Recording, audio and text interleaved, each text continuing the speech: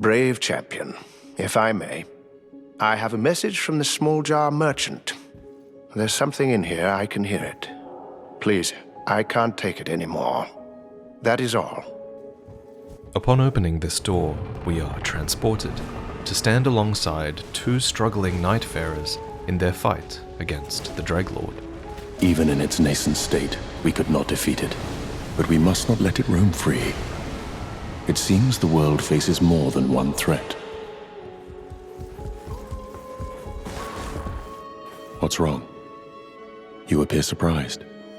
Our link became quite tenuous for a moment. But here we are, as good as new. I'm at your service once again.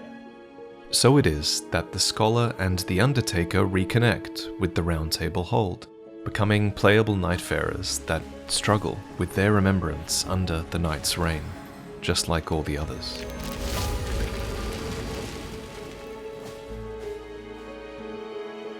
The Scholar is a glintstone sorcerer, specifically one who is a member of the School of Hierodus. As you may know, there are many different conspectuses within the Academy of Raya Lucaria, with each offering a unique take on how best to study glintstone sorcery. For the sorcerers of the Hierodus conspectus, it was believed that nomadic study away from the Academy was a path to knowledge, and so they were given the crown of Hierodus and sent on their way. The Scholar, however, kind of goes in the opposite direction. He journeys towards the lands between from a foreign school of Hierodus instead. So, crossing the storm-tossed seas, the Scholar reaches the land of his ancestors, a place where the great sage Hierodus himself was rumored to have passed down his knowledge at a certain academy. Of course, we know this as the Academy of Raya Lucaria, but to the Scholar, the truth of the enigmatic lands between is less clear, especially since the Knight has mired this land in distortion and ruin. But the Scholar is not coming to right these wrongs. He did not journey to face the Knight, nor does he seek the Academy of Raya Lucaria. Instead, he seeks the Cinder-tier, something that he believes will save his kind from their fate. For his kind are the Albinaurics, and as you may already know, their fate is among the cruelest out there. But the Cinder-tier represents a chance that they could be saved, and so the Scholar journeys to Limveld to draw the truth into the light. I never expected to set foot in the domain of my forebears while I still drew breath. I thank the stars for this chance. The Albinaurics are life forms made by human hands, said to have been born from a primordial drop of dew and the ripples that drop created. Such experiments seem like they would have been the domain of the Eternal Cities, who have a history of creating such artificial, imitative life. Take the Silver-tiers, for instance, which were a mockery of life, capable of mimicking other life forms. Or take the Dragonkin, who were these decrepit, pale imitations of their skyborn kin. The Albinaurics, like the Silver-tiers, bleed silver, and like the Dragonkin, they were imitations of life that fell short somehow, destined to perish unlike their human counterparts, many of whom were the pitiful product of unending life. But Albus the Albinauric sums it up best. My legs will soon fade, and with them my life. Alas, this is the immovable fate of all Albinaurics. Most of the Albinaurics we meet are terribly aged and defined by this paralysis from the waist down, a shortcoming that has been ingeniously overcome, in many cases, by partnership with mountable creatures like wolves or boars. Suffice to say, there is room for improvement when it comes to the Albinauric experiment, and indeed there is evidence that there were efforts made to improve the formula. This dumpy-headed creature, for example, is labelled a second-generation Albinauric, an iteration upon the first generation that has gained the ability to cartwheel, but it's also a departure in the sense that they may have lost the ability to speak. As for the Scholar, he's either a first-generation Albinauric who hasn't yet lost the use of his legs, or perhaps he's of some other generation we don't yet have any lore about. On that point, he does possess a primal core, something the game calls undeniable evidence that the scholar is an entirely different form of life. This core is an organ, encapsulated by glintstone, which is able to transport and restore the scholar back into a new host, similar to how primal glintstones are used. But generational differences aside, what seems to cause the Albinaurics the most distress in Elden Ring isn't really anything physical. It lies instead in how they're persecuted for their mere existence. The Albinauric blood clot establishes that many believe them to live impure lives because they are life forms made by human hands. So, physical shortcomings aside, I think what the Albinaurics desire above all else is to be seen as valid forms of life and to live freely. Indeed, this idea is explored in Latenna's questline in Elden Ring, which details her pilgrimage to the consecrated snowfield, where she bestows the legendary birthing droplet to a giant Albinauric woman named Philia. And if this birthing droplet can do what the name implies, if a baby could be born of the Albinaurics and not made by human hands, then they would at last become their own masters, becoming more than mere replicants, so to speak. O young yet towering sister of ours, let the birthing droplet in and create life for us, for all the Albinaurics.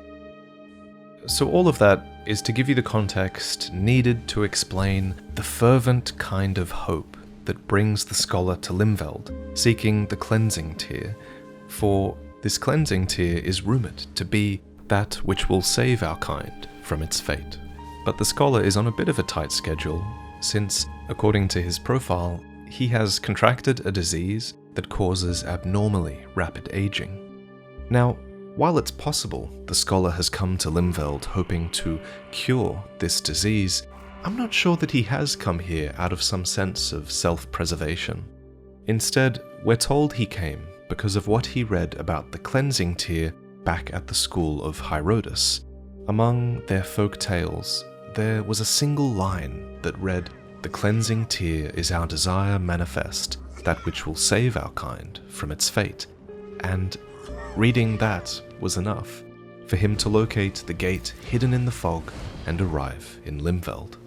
What makes the scholar such an investigative powerhouse is his enchanted monocle. Imbued with glintstone, it allows him to unspool the memories of an object and thereby view the events of the past. With this tool, the scholar is able to follow in the footsteps of those who came before him, following a trail of evidence to the location of the Cinder-tier.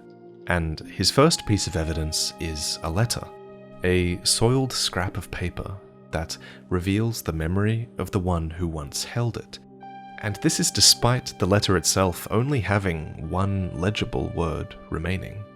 The single word upon the letter reads "tier," and the one reading the letter once said it might just be his salvation. I am certain the Cinder-tier is no mere fable. Let's go to meet with the noble below the fort. This phantom, conjured from the letter, is clad in cloth armor, described as being ragged and hideously stained, and the scrap of paper that reads "tier" is similarly described as being soiled and in poor condition. So we can definitively state that this man was the one who carried it, a man the scholar identifies as a messenger. Now, I'm willing to bet that it wasn't this messenger's duty to open the letter, yet read it he has, and judging by the fact that he's wearing the Highwayman set, said to belong to those who have turned to banditry, I'd hazard it's possible this man even intercepted the message, claiming it from its rightful bearer. But while they may not be the most trustworthy of messengers, it seems their heart is in the right place. For when they read this letter about the Cinder-tier, their first thought is that it might be someone else's salvation. they believe it might be able to save an Albinauric, and so they decide to investigate further, endeavoring to reach who they call the noble below the fort. This is someone who was likely sent or was intended to receive this letter that was intercepted. Thanks to this old letter and its messenger, the scholar too now knows about the fort. And as for how the scholar knows which fort they're talking about, well, clearly he's been doing research of his own on the topic. For in the chapel, the scholar has a book open concerning conspectus adherents of the gate town of Leonia, and the fort in question looks like it could be a remnant of the gate town of Leonia, a building with architecture slowly sinking down into the earth. Here, in Limveld, the scholar finds the next clue leading him towards the truth of the Cleansing-tier. It's a vassal's journal, a diary written by a nobleman who, we're told, served the royal family and volunteered for their army in order to investigate the true state of the front lines. If we look at the icon for the journal really closely, we can identify precisely which royal family the vassal was allied with. They were allied with the Carrion royal family. This journal has the Carrions' signature dark blue, as well as their crest here. At whatever time this was written, clearly a war was taking place, since the journal contains a field tactics report. Which Leonian war specifically is up to your own speculation, but whatever the war, this vassal clearly cared about the state of their troops in it, as they enlisted in the army just in order to survey the true state of things firsthand. And one thing they found was that the Albinaurics on the front lines required medicine, and so the vassal was inspired to create the Cleansing-tier, the very thing that the scholar now seeks. So let me explain what the Cleansing-tier is. It's medicine for the Albinaurics, one that is said to act quickly, purging the body of invasive contaminants that we can assume are the cause of the disease that causes rapid aging. The very same disease that the scholar is said to be afflicted with. According to the Cleansing-tier description, the vassal who developed the medicine did so by testing it on his own body. It was successful and used to treat patients, but the vassal himself passed, his sickness already too advanced. Later on, in the vassal's own study, we find many records that speak of his achievement in developing the tier. One such excerpt is from an official communication that reads, "The Cleansing-tier has brought the sickness to heal. Your efforts are deeply appreciated." Now, all of this sounds great, right? The sickness is curable. The vassal found a way to save the Albinaurics on the front lines of a war. But it's not that simple, because for some reason, both the sickness and the cure are not mentioned in the annals of history, and the person responsible for their omission is unknown. It's difficult to know exactly who is responsible for this omission, but there certainly are those who would want the Cleansing-tier to be kept a secret. And on that point, thanks to the scholar's enchanted monocle, we can now view another memory associated with the vassal's journal. The Phantom of a Knight states, "Killing him will not turn back the clock. The Albinauric's secret elixir, the Cleansing-tier, must be guarded at all costs. I must reach the research annex." So, this man is wearing the armor of the Knights of the Cuckoo, a sect of rapacious warriors under contract to Raya Lucaria, who were widely held to despise Albinaurics. And while I don't think we can fully rule out that this man isn't the same vassal who developed the medicine, the natural response is certainly to assume that a Cuckoo Knight, of all people, would not have endeavored to develop a medicine that helps Albinaurics. And what this Cuckoo Knight desired to do was to suppress knowledge of the Cleansing-tier. His phantom is basically saying, it's too late, rumors of the Cleansing-tier have begun to spread, and the only thing we can do now is to prevent it being stolen. So the Cuckoo Knight ventures to the place where the original elixir lies, the Research Annex, a place said to be the noble vassal's second residence, located now in the Great Hollow beneath Limveld. The scholar has a new lead, so following in the footsteps of this Cuckoo Knight, the scholar decides to do something unprecedented, opting to go on a solo expedition in search of the vassal's Research Annex, aided by the small jar merchant, who is somehow able to come and go from the Round Table Hold at its leisure.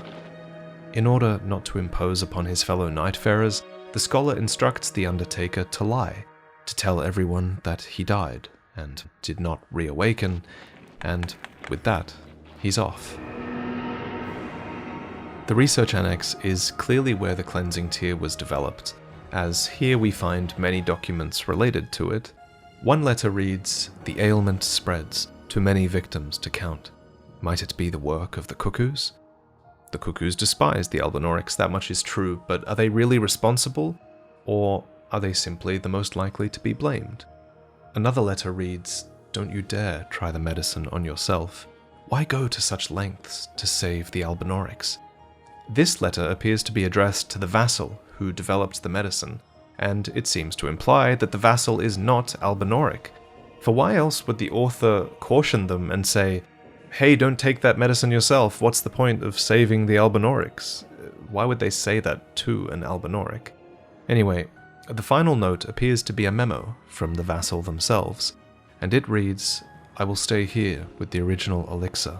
The power of the crystal will preserve it, until it is once again required." So, on the topic of preservation, a secondary point of research at the Annex appears to be what are described as clear crystals, which can catalyze one's thoughts to yield power, and which can indefinitely preserve things, apparently. The Cleansing-tier itself was preserved in such a crystal, but why then do we find the Cuckoo Knight preserved here instead? What follows is the most complicated part of the scholar's remembrance, maybe the most complicated part of any remembrance in general, because the details given to us here are extremely vague at best and contradictory at worst. So let me just present some raw information found within the Research Annex first, and then I'll give you one interpretation of it all. To start, let's note that the Research Annex is filled with scholars of the Lazuli Conspectus, mages who learned to see the full moon as equal to the stars. This aligns them closely with Queen Renala, and indeed their Conspectus is noted as being heterodox and heretical, perhaps reflecting the fact that Renala herself fell out of favor with the Academy.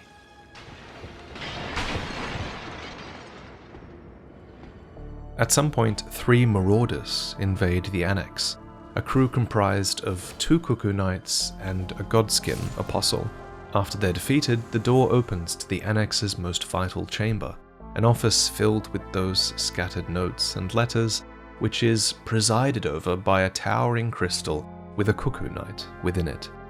According to the notes, this is where the Albinaurics should find their salvation. And yet, when the scholar examines the crystal, we're met with the phantom memory of a disappointed Albinauric, who laments that the Cleansing-tier was not what the Albinaurics had wished for. He states, "Impossible. The Cleansing-tier was to be our salvation. It can't be. This must be a mistake." After hearing this, the scholar himself falls to his knees, as if experiencing a shared sense of disappointment. The next time we see the scholar, it's from the Undertaker's perspective, several days later. He has since been drawn into the crystal, seemingly having replaced the Cuckoo Knight in its prison. So, with the scholar barely alive, the Undertaker reaches into the crystal and removes his primal core, a sort of primal glintstone that allows his body to be transported and regenerate elsewhere. The scholar then comes to in the Round Table Hold, and the next time we play him, he has somehow acquired the Cleansing-tier, despite leaving notes open on the table where he claims the cleansing tear was never found. Analyzing the cleansing tear then once again shows the phantom of the Cuckoo Knight, who moans, "I pray that this will suffice, Your Majesty." And curiously, his Japanese dialogue makes it clear that the Majesty in question is female, a queen, specifically a queen who would rule a country. Okay, so we've now showcased most of the Scholar's questline, and it's a questline that raises a lot of questions. So many that, for the sake of having a coherent narrative for the Scholar, I'm not going to speculate. Rather, I'm just going to interpret. Your interpretation might be different, but what follows will be my attempt at telling this story in a way that ties up all of the loose ends neatly. So, imagine, Queen Renala has united Leonia, and the nation is facing off against Radagon and the forces of Gold in the First War for Leonia. A vassal of the Carrion royal family then enlists in the army in order to better understand the state of the front lines in this war. In their official Carrion journal, they note that the Albinaurics are afflicted by a disease, and they need medicine. So, this vassal endeavors to create a cure, utilizing a research annex protected by Lazuli scholars loyal to Queen Renala. The vassal then contracts the disease in order to better study it, and eventually they succeed in creating a medicine after testing it on themselves. The vassal then dies, since their sickness had already progressed too far, but the medicine works, and some Albinaurics are saved. However, prejudice against Albinaurics means the cure is only used sparingly, and so the tear itself is sealed away in a crystal until it is next needed to treat a high-profile Albinauric, perhaps. At one point, a leak gets out, and a messenger intercepts a note that speaks of the tear. They locate the home of the vassal in the gate town and begin to track down the tear, hoping to use it to save someone they know. At this point in history, Renala and the Academy are on the same side, so a Cuckoo Knight loyal to the Academy is then sent by the Queen to secure the original tear at the research annex where it was created. Upon their arrival, the Cuckoo Knight secures the tear and, for some reason, decides the best way to guard the tear is to be drawn into the crystal that preserves it. Anyway, much later, relations between the Cuckoo Knights and Renala break down when she is ousted by the Raya Lucaria Academy. Then, an unlikely alliance of two Cuckoo Knights and a Godskin invade the annex much later, looking to pillage it. The Scholar unwittingly defends the annex and is then himself drawn into the crystal when he attempts to secure the cleansing tear. Afterwards, he realizes the cleansing tear did exist, but it was only used to cure one specific disease. Thus, it is not the solution to the Albinauric's fate as a whole, and so he pretends that it was never found, in order to better preserve the hope that it represents. And that's it. That's one way to interpret these events up to this point. To be clear, I could poke holes in this theory or any theory all day, as the details surrounding this questline are just very contradictory by nature, but the important takeaway is this. While the cleansing tear was not the salvation the Scholar hoped it would be, his search for it did inadvertently change history. For while he was inside the crystal, he has sort of a near-death experience, one that later motivates him to look within and to defeat the Dreadlord. Chapter 7 reads, "In deepest darkness was I lying down, adrift in a small boat that was barely large enough to contain me in width or length. The sky above, too, was black as pitch, and though there was nothing at all to mark my passage, no land nor shore in sight, still I felt the rocking of the vessel as it drifted down the stream. Just then, the little boat creaked as someone stopped it dead. I tried to crane my neck to see, but my body would not move. All I saw was a hand clasped upon the vessel as it pushed me gently out. It's at this moment that the Scholar is saved by the Undertaker, and we'll cover that more in detail when we turn to her story. But what I find most fascinating here isn't how he's saved. Rather, I'm more interested in the words he hears as he returns to the world of the living. He hears, "Cast hatred aside, heed not the call of the broken and discarded." These are the words spoken by his Albinoric ancestors, for the scholar has shared blood and can hear their voices, something he becomes aware of when he decides to turn his enchanted analysis upon his own reflection. Then the voices plead with him, "To whoever shared this blood, though I know not which age you've travelled from, cast hatred aside, heed not the call of the broken and discarded." For context, the Albinorics are, quite justifiably, some of the most hate-filled creatures in the Lands Between. In Elden Ring, they even chant a curse, hoping for the night to punish every living thing. Well, considering the threat that the Dreglord poses, it seems they got their wish in the end. And it's in this moment that the scholar realizes that his kin are trapped within that detritus, within the Dreglord, who is this amalgamation of remorse, desperation, and sorrow given form over the ages. And so he deigns to save them, to defeat the Dreglord, and put its tormented souls to rest. This ending rewards him with the headband of the Golden Ones, an accessory which looks a lot like the ones worn by the aged Albinorics. It was originally meant to signify one's faith and gratitude for the grace of gold.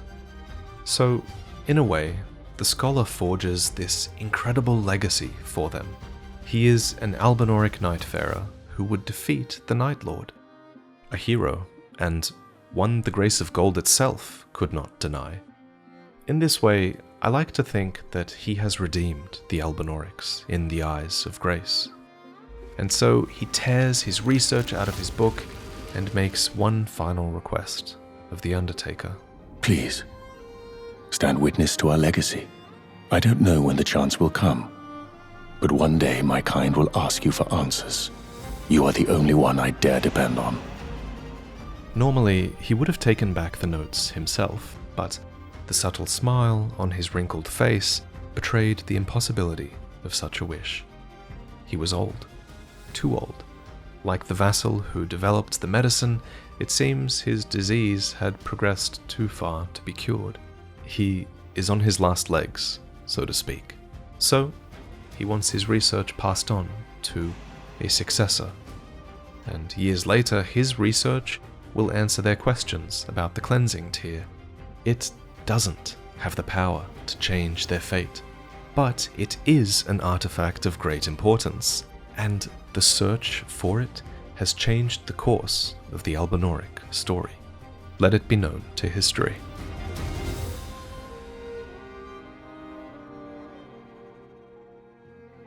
Once, the Undertaker was an abbess, the Mother Superior to other nuns of the church in which she'd lived for her whole life. And yet, despite her station, those around her feared her deeply. Chapter 2 of The Undertaker's Remembrance reads, "My whole life has been a loathsome affair.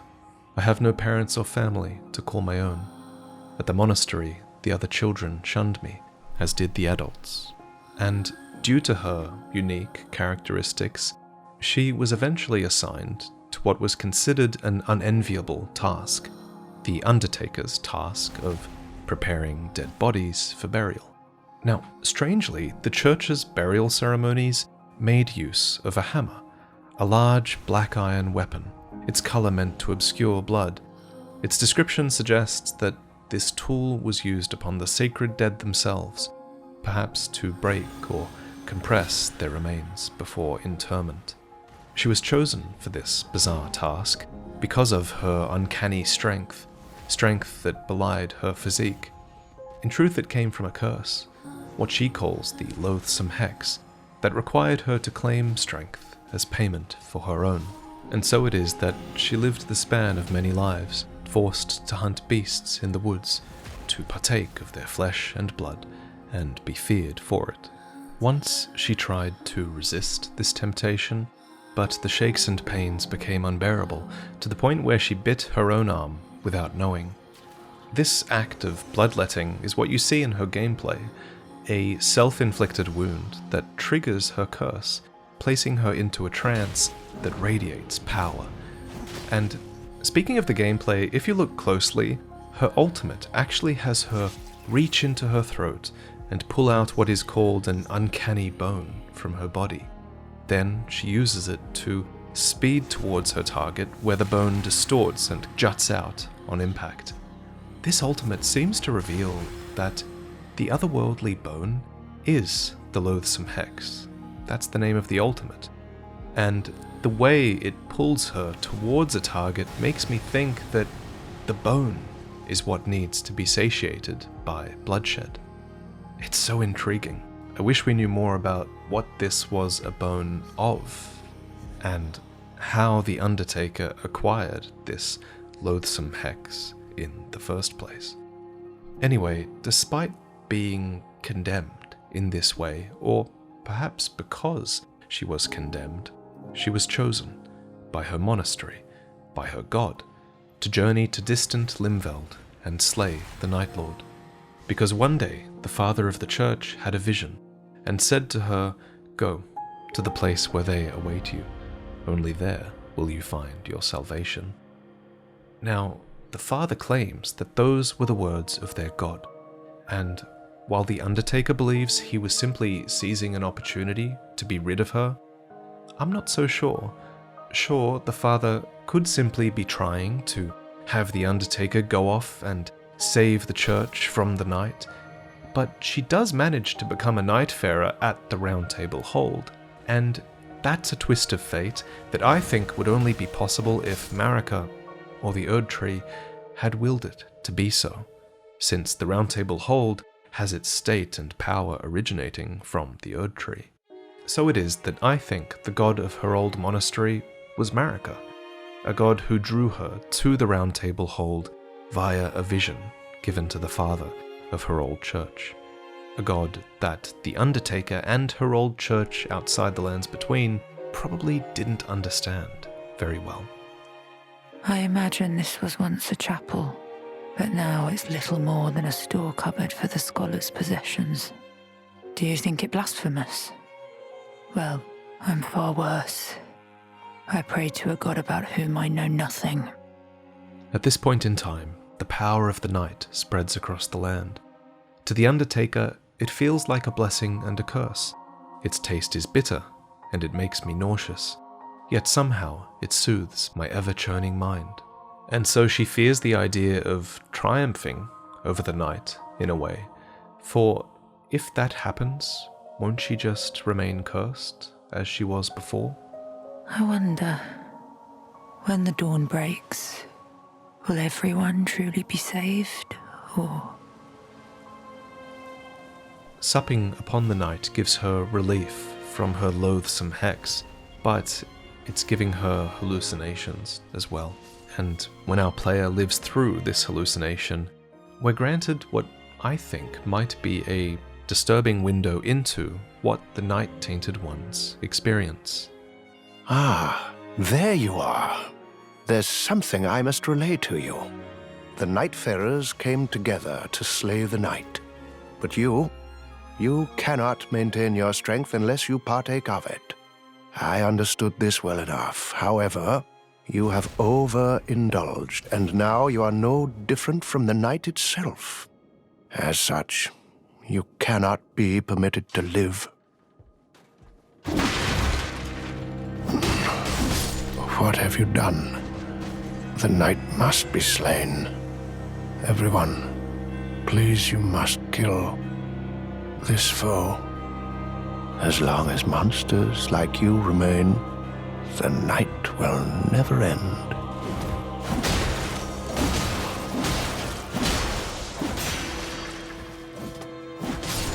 If only the fool would die, it would be a gift to us all.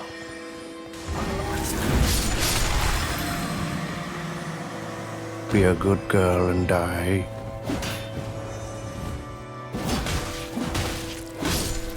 Blockhead, die.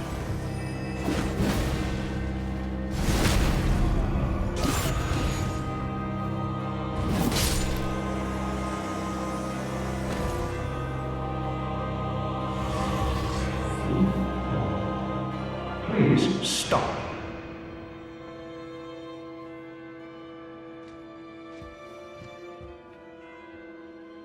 Have you managed to calm yourself? I'm glad.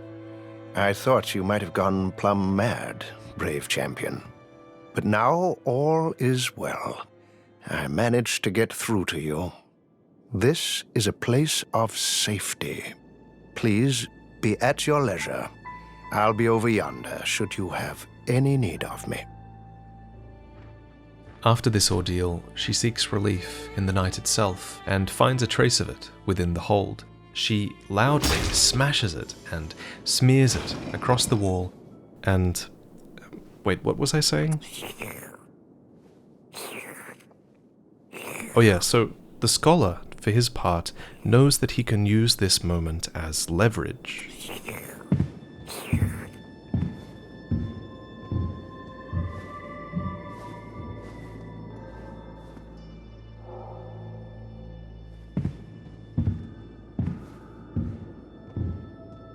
To make a request of her that she cannot refuse, lest her secret become known to the others in the hold. Why, yes. The great noise caught my attention.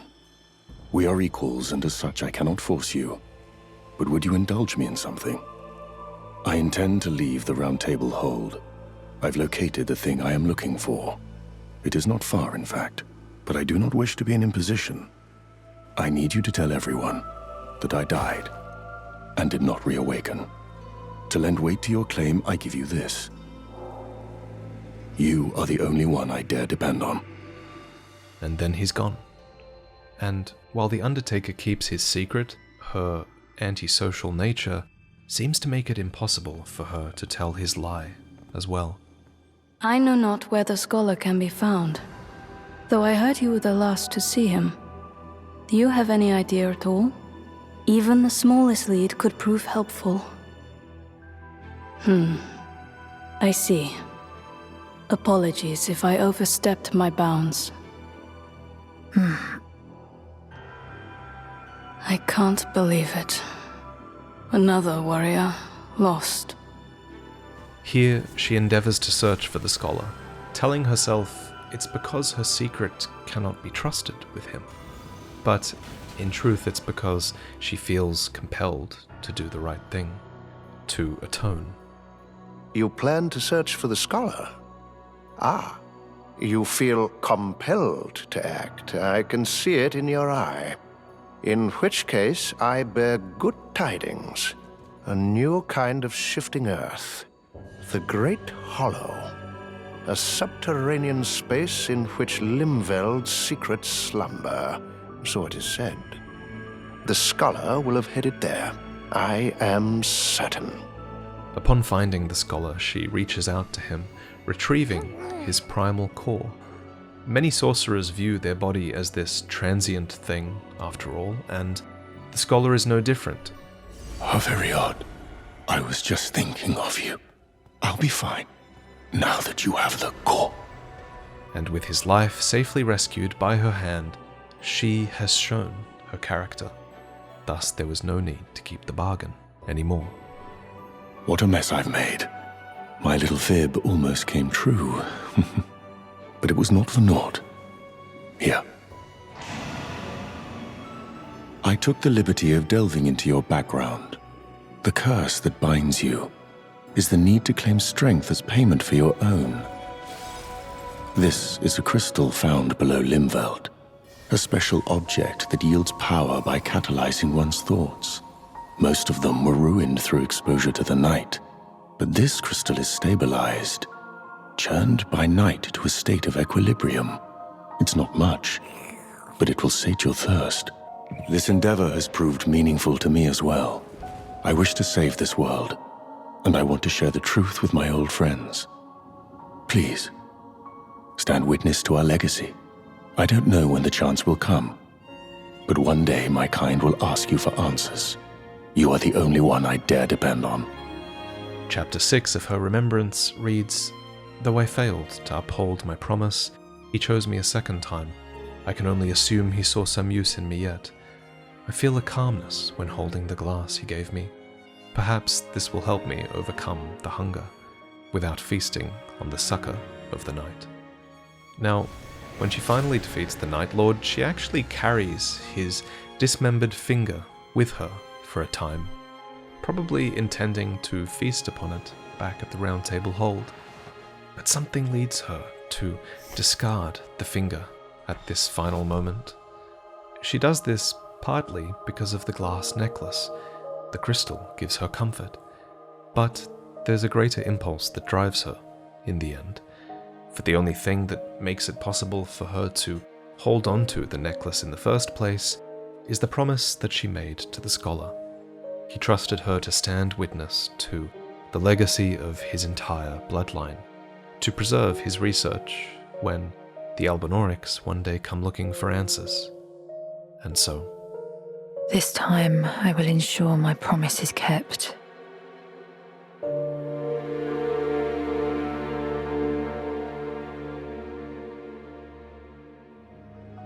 before I go, in case you missed it, I recently announced that I'm writing a book on Elden Ring's lore. It's called Lorebound, and essentially, it's my YouTube channel in physical form. So if you'd like to own my interpretation of Elden Ring's lore, check out the announcement videos and consider pre-ordering. Thank you, as always, for the support. I'm very privileged to have it. I'll see you next time.